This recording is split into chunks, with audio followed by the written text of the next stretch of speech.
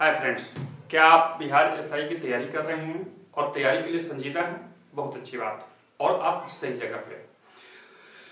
ये सीरीज हमने विशेष रूप से चलाई है 10 प्रश्नों का, जिसमें 10 विभिन्न खंडों से प्रश्नों को मैं रखता हूं, जहां से प्रश्न आते हैं, पूछे जाते हैं, पूछे गए हैं। इन खंडों को रखने का मूल उद्देश्य ये है कि आप उन सभी खंडों जिनसे प्रश्न आते हैं एक बार रिवीजन कर सकें।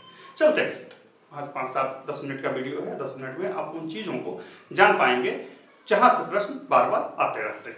और हाँ, इस चैनल पे आपको बहुत सारी चीज़ें मिल जाएंगी, बहुत सारे विधाओं में बहुत सारे चीज़ों के बारे में डिटेल से सामग्री आपको मिल जाएगी। लेकिन फिर से बोल दूं, खुद से तैयारी कीजिए, बहुत अच्छी बात है। चलिए, आपका बहुमूल्य समय नष्ट न करते हैं। सबसे पहले देखते हैं प्रश्न कहता है, पहला प्रश्न कि लोकसभा अध्यक्ष को उसके पद से कैसे हटाया जा सकता है।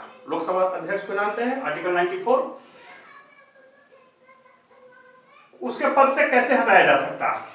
लोकसभा में उपस्थित सदस्यों के 2/3 बहुमत के संकल्प से। याद रखिए, उपस्थित के 2/3।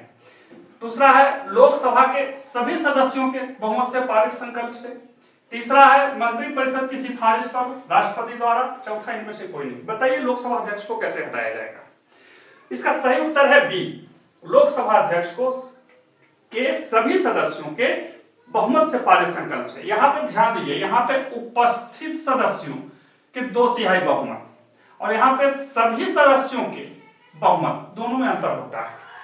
सभी सदस्य मतलब लोकसभा के जितने भी सदस्य चुने गए हैं उनके बहुमत से होना चाहिए। ऊपर में कह रहा है कि उपस्थित के 2/3 नहीं, बहुमत अलग अलग होता है। बहुमत के बहुत सारे प्रकार होते हैं। बहुमत के कितने प्रकार हैं आप हमारे संविधान वाले खंड में जाकर देख सकते हैं। वहां पे हमने इस पर वीडियो रखा है कि बहुमत कितने प्रकार के होते हैं और साथ ही उन सभी बहुमतों में को कहां कहां लगाया जाता है। अब यहाँ पे ध्यान दीजिए कि लोकसभा के सभी सदस्यों के बहुमत से पारित संकल्प से। ऐसा इसलिए किया गया है कि लोकसभा अध्यक्ष जो होता है अमूमन तो रूलिंग पार्टी का होता है, और यदि उसको सुरक्षा नहीं दी जाएगी तो वो कुछ ऐसा फैसला नहीं ले पाएगा जो सरकार और पार्टी से थोड़ा सा अलग हो। उसकी निष्पक्षता को, यानी कि लोकसभा अध्यक्ष के पद को निष्पक्षता से रखने के लिए, ताकि वह कह सके कि मैं सदन का क्या बोलते हैं अध्यक्ष हूं, इसीलिए ये चीज रखा गया है ताकि कोई जल्दी से उसको हटा ना सके। अगला कहता है कि मक्का का दाना है। मक्का को तो देखे होंगे। मक्का का दाना क्या है? बीज, भ्रूण, बीजांड, फल। आपको बताना इसमें क्या है। मक्का के बारे में बहुत सारे पढ़े होंगे। सही उत्तर है फल।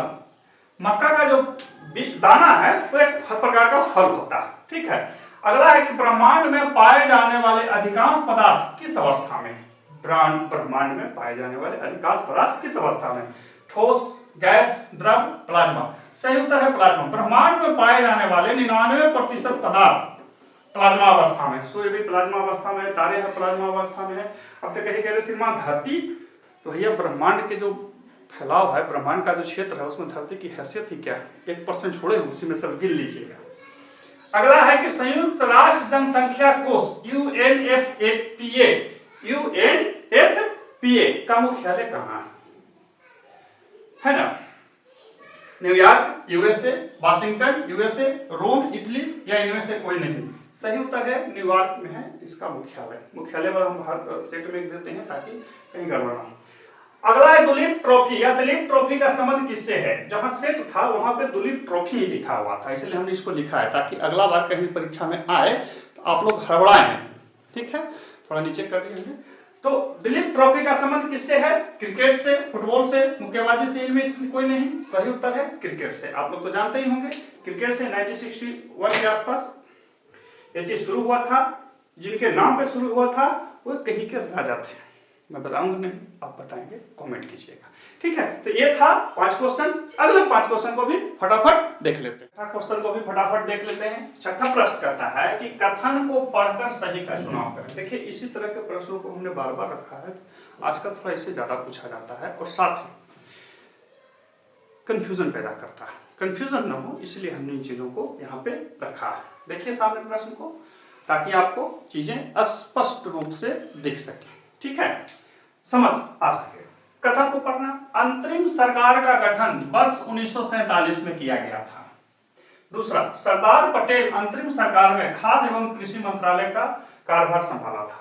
अब आपको चुनना है कि इसमें से कौन सही है। केवल एक केवल दो, एक एवं दो, या दोनों गलत? देखिए फ्रेंड्स, सही उत्तर है कि दोनों गलत, यानी कि डी सही होगा।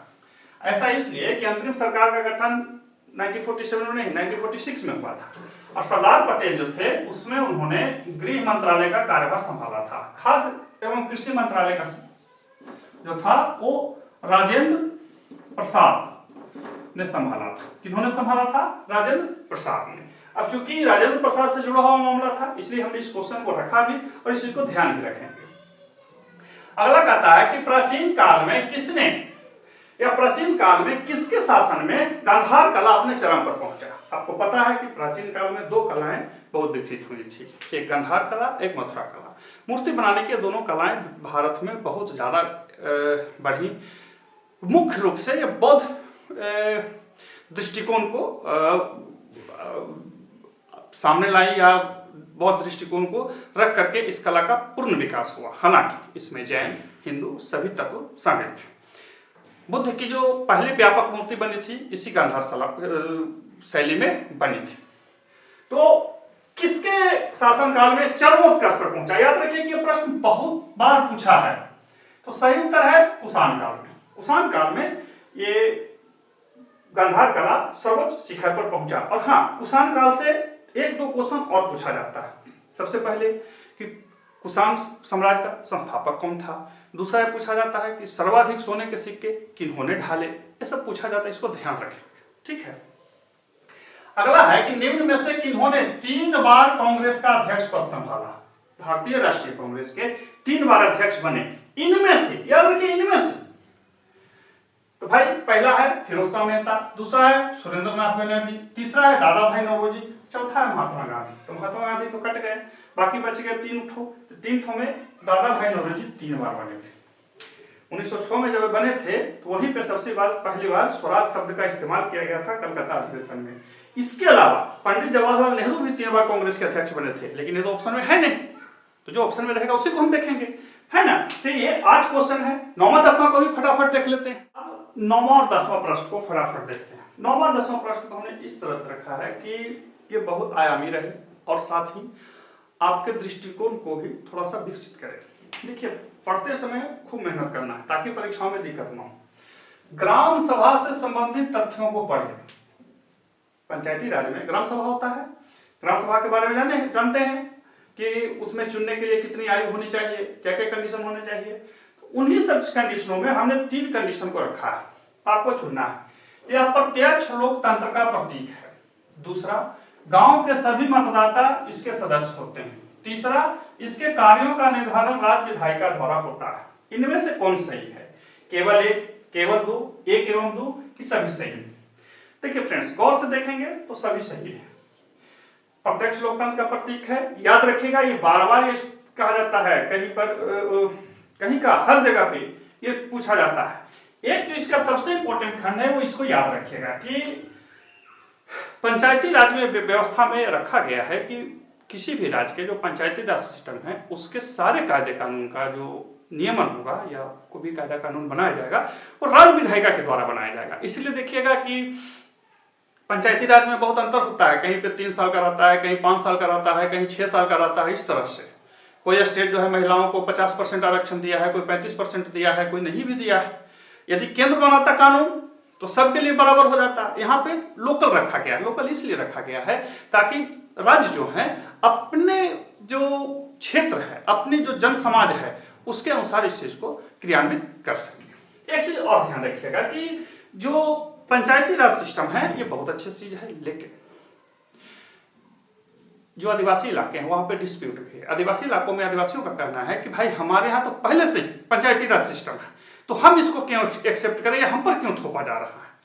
तो इसके पीछे माननीय सुप्रीम कोर्ट का कथन था कि भाई देखिए, ऐसा है कि कहना तो आपका सही है, लेकिन जो आपके यहाँ पंचायती राज सिस्टम है उसमें इक्वलिटी नहीं है। बस समझ रहे हैं ना, महिलाओं को क्या हक है पता नहीं। एक गांव में जो लोग होते हैं अलग अलग वर्गों में विभाजित होते हैं। कोई यहाँ बहुसंख्यक है, कोई अल्पसंख्यक है। अल्पसंख्यक कहने का मतलब छोटा वर्ग है, छोटा समूह है। उसकी क्या स्थिति है ये तो आप नहीं डिफाइन कर पाते हैं, तो नहीं करते हैं तो फिर आपको एक मानना पड़ेगा। ये बहुत बड़ी बात है। हमारा देश जो है एक व्यक्ति के अधिकार को भी देखता है कानून। इसको ध्यान रखेंगे, ये संविधान की सबसे बड़ी विशेषता है। भले लागू ना हो, लागू करने वाले जो लोग हैं अथॉरिटी हैं पंगु बने रहते हैं, अलग बात है, लेकिन संविधान भी अच्छी चीज बन रही थी। घास भूमि के बारे में तथ्यों को पढ़ें। आपने घास भूमि पढ़ा होगा। घास भूमि में प्रश्न जो होते हैं, एक तो पूछा जाता है कि फलना घास भूमि कहाँ है, दूसरा पूछा जाता है कि निम्न में कौन क्या है, समशीतोष्ण कौन है या शीतोष्ण कौन है या क्या कौन है, इस तरह से पूछा जाता है। तीसरा जो हमने पूछा है वो इसको देखें, घास भूमि के बारे में तथ्यों को पढ़ें। पहला कहता है कि विश्व का सबसे बड़ा समशीतोष्ण घास मैदान यूरेशियाई मैदान है जो हंगरी से मंचूरिया तक फैला, एक तथ्य है। दूसरा तथ्य कहता है कि कैटरबरी घास मैदान न्यूजीलैंड में है। तीसरा कहता है कि पुस्ताज या पस्ताज घास मैदान यूएसए में है। अब इसमें से चुनना है कि गलत कौन है, सही नहीं चुनना। परीक्षाओं में जब बैठेंगे ध्यान रखें गलत कौन है, केवल 1, केवल 2, केवल 3 की सभी गलत है। तो फ्रेंड्स सी 3 गलत है। पुस्ताज घास मैदान जो है वो हंगरी में है, ठीक है, यहाँ पे नहीं है, यूएसए में नहीं है। यूएसए के मैदान को कमेंट कीजिएगा क्या कहा जाता है। ये था आज का हमारा 10 का सीरीज, 10 प्रश्न। बने रहिए हमारे साथ ताकि चीजें आपको बेहतर ढंग से प्राप्त हो सके। फिर मिलते हैं, तब तक के लिए गुड बाय।